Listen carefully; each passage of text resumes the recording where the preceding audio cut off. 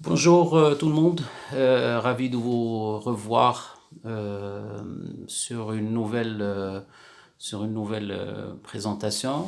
Cette fois, j'ai choisi de parler de la communication capillaire, au cabinet dentaire, bien sûr dans le volet de l'exercice de la pédodontie. Cette présentation, pour ne pas être très long, elle va s'articuler surtout autour de la première consultation, de l'examen clinique, diagnostic et du plan de traitement. Un petit rappel sur la communication, donc qui signifie bien sûr mettre en commun. C'est le fait d'échanger, donc si on veut faire un peu de la philosophie, donc échanger des signaux dans la symbolique commune aboutit à la construction chez celui qui les reçoit, bien sûr, dans notre cas c'est le patient, et les parents, bien sûr, d'une image mentale identique à celle qui a présidé à l'émission de ces signaux, donc les signaux envoyés par le chirurgien dentiste. La problématique d'une mauvaise communication au cabinet dentaire, donc elle peut concerner une mauvaise communication avec le patient ou le personnel du cabinet. Cette problématique, ou plutôt peut poser c'est-à-dire des soucis dans l'exercice au quotidien. Donc c'est une réalité quotidienne, soit des faits relevés sur les pages des réseaux sociaux ou également des plaintes déposées par les patients. Donc alors les exemples sont très nombreux. Refus de payer la consultation après son exécution. Donc dès le démarrage, on a un souci. Des patients venant pour une urgence, mais il ne revient que si la situation se dégrade et voudrait revoir, ou plutôt qu'on lui refasse encore un geste d'urgence sans qu'il paye les honoraires. Des traitements qui sont entamés chez un patient qui disparaît pour une bonne période et qui revient avec des complications parce qu'on ne lui a pas expliqué, on va dire, la marche à suivre et le respect des rendez-vous, des litiges sur la qualité des soins, des litiges sur les honoraires et le plan de traitement. Tout ça, bien sûr, peut avoir des conséquences, donc des plaintes en disciplinaire ou des plaintes au niveau judiciaire. Donc, c'est des litiges sur les honoraires ou la qualité des soins, des litiges avec le patient dans les deux sens, c'est-à-dire non-respect du patient ou non-respect pouvant aboutir à des agressions verbales ou physiques. On peut tomber sur l'excès de la communication, donc à vouloir trop communiquer, donc on risque de dévier, on va dire, du but et de faire de la publicité. Ça, c'est juste entre parenthèses l'autre volet de la mauvaise communication avec le personnel. Alors, un petit rappel rapide sur les obligations déontologiques, donc secret professionnel, entente directe entre le patient et le médecin dentiste sur les honoraires, le consentement éclairé, le respect du malade, l'information du malade concernant les maladies à pronostic fatal, l'obligation d'expliquer le montant des honoraires au patient qui le demande et presque l'obligation d'établir un devis pour des traitements à coût élevé. Je ne vais pas rappeler l'interdiction de toutes les formes de publicité, les articles sont là pour le faire. Deux petits mots sur le consentement éclairé. Donc, aucun acte médical ni aucun traitement ne peut être pratiqué sans le consentement libre et éclairé de la personne, et ce consentement peut être retiré à tout moment. Donc, le praticien, il doit faire comprendre à son patient de manière précise les avantages d'une thérapeutique par rapport aux risques encourus. En effet, aucune intervention médico-chirurgicale ne présente de risque zéro. Le consentement éclairé, bien sûr, ça va être en fonction des soins, ou plutôt de notre plan de traitement. L'information doit être apportée par le médecin dentiste lui-même et va concerner plusieurs points: l'état dentaire, la nature exacte des soins, les autres possibilités et alternatives, les risques, bien sûr, liés au traitement et le risque lié à l'absence de soins, le pronostic, quand on peut bien sûr l'établir, et le coût et les honoraires. Alors bien sûr, ce consentement, il peut être écrit, de préférence lorsqu'il y a un coût élevé des soins et des soins importants à faire, mais on le fera pratiquement verbalement quand il s'agit de petits soins. Alors la relation en pédodontie, c'est une triade, donc c'est un patient, parent et praticien. Le but de cette relation, c'est d'accueillir, bien sûr, de parvenir à partager notre vision, installer une relation de confiance et obtenir la satisfaction du patient. Une citation que j'aime beaucoup d'un confrère français. Donc le chirurgien dentiste, il est pleinement compétent lorsqu'il parvient à concilier son savoir et son savoir-faire, donc ce qu'il a appris en quelque sorte au niveau de son cursus de formation, avec son savoir-dire. Et là, c'est le côté, entre parenthèses, communication, le côté commercial du patient, plutôt du praticien. Alors dans cette relation, on a bien sûr deux acteurs, le dentiste qui est un soignant doté de connaissances et d'habilités manuelles, et un patient qui est souffrant, donc ce n'est pas un objet, et qui voudrait résoudre son problème. L'objectif d'une communication efficace, et il est simple, il fait appel à notre savoir clinique pour permettre à nos patients d'avoir un avis éclairé sur leur santé bucco-dentaire. Bien sûr, les compétences non cliniques ont un impact direct sur la perception, plutôt les perceptions du patient quant aux soins qu'on va effectuer et quant au degré de confiance qui est donné au praticien et à la réussite du plan de traitement. Alors, une bonne communication de la part du praticien et bien sûr de son assistante ou du personnel travaillant avec lui. Et elle permet d'établir une relation de confiance qui est très importante, de gagner du temps parce que quand on communique correctement, on évite les répétitions et une perte de temps et bien sûr une perte de la rentabilité du cabinet et bien sûr de réaliser les meilleurs traitements aux patients. Donc la communication, elle est devenue très importante, donc c'est un outil supplémentaire, au même titre que la turbine, la lampe et tout ce qu'on utilise dans notre exercice, et doit faire partie intégrante de notre cabinet. Elle a bien sûr un impact économique, donc il faut donner envie aux futurs patients de venir au cabinet, d'y revenir, bien sûr, aux besoins, et d'y envoyer ses relations. Donc, d'où l'intérêt d'avoir beaucoup plus des patients qui sont recommandés. Donc, parce que ces patients, ils auront tendance à faire confiance plus quand c'est un praticien qui a été recommandé, plutôt que si c'est un praticien qu'ils ne connaissent pas. Le cabinet dentaire, dans ce cas-là, et ça on le sait tous, c'est devenu une entreprise à part entière. Donc la survie, elle est étroitement liée à une attitude de le transformer en une entreprise économiquement viable. Donc la qualité de traitement, il faut avoir une qualité à la hauteur des honoraires demandés. Alors soit nos honoraires sont justifiés et on doit en être fier, soit ils ne le sont pas et dans ce cas-là, il faut les baisser. Bien sûr, il ne faut pas baisser sous on va dire une barre logique et des fois même décrite, plutôt déterminée par des textes de loi. Donc il faut développer la qualité du service, la qualité de l'accueil, ça c'est en général, le plateau technique, les mesures d'hygiène et d'asepsie qui sont mises en place, le professionnalisme bien sûr de l'ensemble de l'équipe. Alors notre profession, bien sûr, elle souffre de beaucoup de choses et entre autres d'idées reçues. Donc l'image renvoyée par le médecin dentiste, donc ça dans notre pays c'est très important. L'influence familiale et culturelle, à la douleur bien sûr potentielle ou ou un souvenir de douleur, le coût des soins, surtout dans notre pays où on va dire le pouvoir d'achat il est ce qu'il est. Et très souvent, on a des fois des remarques, le dentiste il fait peur, il fait mal et il encaisse. Et ça, c'est très énervant pour nous en tant que praticiens.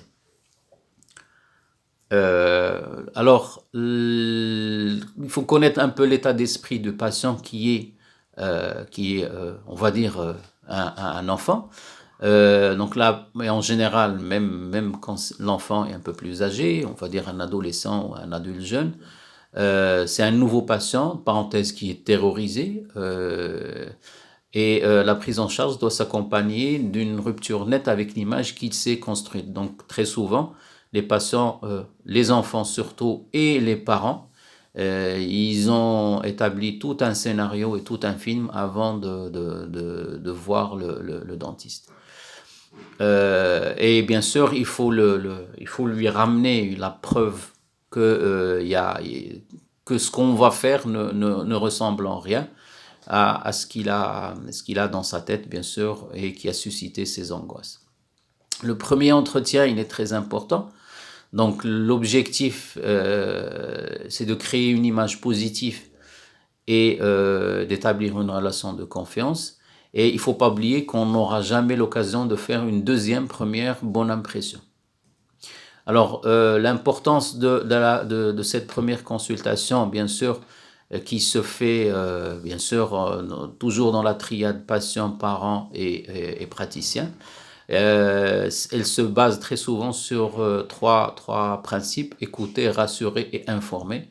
Alors, un médecin avait donné une citation, donc c'est René Laennec, c'est un médecin qui est décédé dans les années 1800, mais qui avait déjà, on va dire, une vision des choses. Écoutez le malade, il vous donne déjà le diagnostic. Alors l'écoute, donc le principe fondamental, c'est d'écouter avant de parler, et le premier temps de la démarche, c'est celui de la découverte du patient.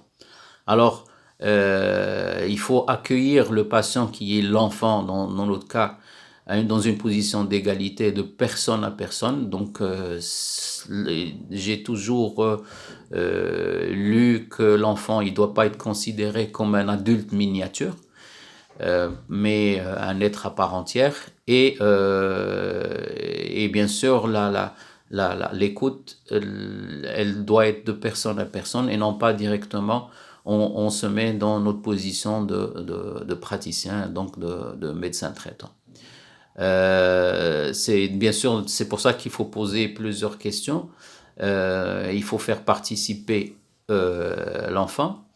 Il faut observer la communication non verbale, donc il faut prêter attention aux messages délivrés physiquement par un patient qui est l'enfant, la mimique, le sourire, l'expression du visage. Ils peuvent nous donner plusieurs informations. Pour éviter de dévier ou de perdre beaucoup de temps, il faut guider la conversation. Disons que cette conversation, ce premier contact, il y a deux volets. Il y a ce qu'on appelle le bavardage, donc c'est avec l'enfant, donc il sert à créer la confiance en se montrant, bien sûr, nous, on va dire notre face, pas professionnelle mais humaine, et l'information surtout des parents, parce que les parents sont très importants. Donc, elle sert à une meilleure compréhension des aspects, surtout techniques. Alors, il y a des questions ouvertes. Donc, elles sont destinées à recueillir des informations générales sur le patient, les hobbies, les craintes, les expériences dentaires antérieures, les centres d'intérêt. Ça, c'est avec l'enfant. Alors, les questions ouvertes doivent être posées durant l'historique médical et dentaire et l'élaboration du diagnostic. Et les questions fermées qui ne demandent que, on va dire, des réponses très courtes, oui ou non, et ils sont utilisés très souvent durant la présentation du plan de traitement. Là, le plan de traitement, très souvent, il est présenté aux parents, donc il faut donner l'image d'un professionnel qui a un niveau de compétence et qui est apte à soigner l'enfant. Chaque étape du diagnostic, elle doit être couplée à une explication. Donc, dans un premier temps, il faut écouter le patient. Donc, c'est déjà fait, on l'a examiné, et maintenant, c'est les parents qu'il faudrait convaincre. Donc, maintenant, c'est les parents, ils peuvent à ce moment-là nous donner l'oreille et écouter ce qu'on va leur proposer comme plan de traitement. Alors, déjà, il ne faut pas évoquer le coût du traitement dès le départ, même si le parent insiste. il faut lui expliquer que ceci sera abordé après l'explication du plan de traitement. Dans ce cas-là, donc on va donner, le but c'est de donner une valeur ajoutée à notre plan de traitement avant de passer au volet honoraire. Donc, et là, bien sûr, il faudrait changer, on va dire, ou plutôt à prendre un vocabulaire commun, donc celui du parent, envisager bien sûr le risque, comme ce qu'on a dit tout à l'heure au niveau du plan de traitement, plutôt du consentement éclairé, le risque de non de traitement, et le faire coopérer à ce diagnostic, donc le parent, en essayant de poser des questions pour voir s'il a bien compris, éviter le jargon dentaire, donc les termes trop techniques, et c'est-à-dire se mettre à la place, on va dire, réfléchir et avoir un dialecte mental de parent. L'utilité de la caméra, des caméras endobuccales et des CD-ROM de présentation donc, sont très importantes, donc ils ont une très grande utilité dans des cas comme ça. Donc les patients peuvent voir et comprendre ce qu'on aimerait faire, et le patient il pourrait expliquer par des photos bien sûr les bienfaits du traitement. L'utilisation bien sûr de ces outils multimédia donne une image d'un cabinet à la pointe du progrès. On dit toujours voir c'est croire. Pour le volet, on va dire contrat, bon, parce que c'est un contrat, même s'il n'y a rien de signé, mais on peut toujours le faire signer. Donc c'est une convention passée entre nous en tant que praticiens et les parents. Donc c'est en fonction bien sûr des soins prévus. Alors la formalisation n'est pas c'est-à-dire quelque chose, c'est-à-dire on va dire le message c'est d'éviter de parler de confiance. Et par contre, il faudrait mettre l'accent sur le fait qu'on est en train de prouver, plutôt avoir déjà l'idée qu'on est en train de prouver notre engagement et la confiance qu'on a dans ce qu'on nous propose. Donc là, les supports de communication, ils doivent commencer dans la salle d'attente, se poursuivre dans la salle de traitement et se prolonger au secrétariat. L'éducation des patients et des parents, donc pour une bonne santé dentaire, ça permet de créer, de maintenir une image positive de cabinet, de développer la réputation c'est-à-dire une réputation de qualité, et se différencier dans l'esprit de nos patients et bien sûr des parents. La salle d'attente, c'est le lieu idéal de communication, donc d'une communication moderne et interactive. Donc ça peut être sous forme de séquences vidéo, de brochures. L'information, bien sûr, quand on prépare ces outils de communication, donc ça permet d'avoir une information qui est complète sur le type de traitement. Donc on peut toujours préparer des fiches avec les illustrations qu'on va soit mettre dans la salle d'attente ou donner aux patients à la demande. Donc si on veut donner une petite conclusion, il y a quelques mots-clés. Donc, faut pas oublier que le cabinet dentaire, c'est une entreprise qui a un impact économique important de cette communication, et ça permet surtout de prévenir des litiges, et la communication, elle doit se faire en équipe. La satisfaction du patient, elle provient d'une différence. Il faut se différencier. Donc, la différence de ce qu'il... c'est-à-dire la qualité du service, de ce qu'il attend, et la qualité du service perçu. Voilà. Merci beaucoup.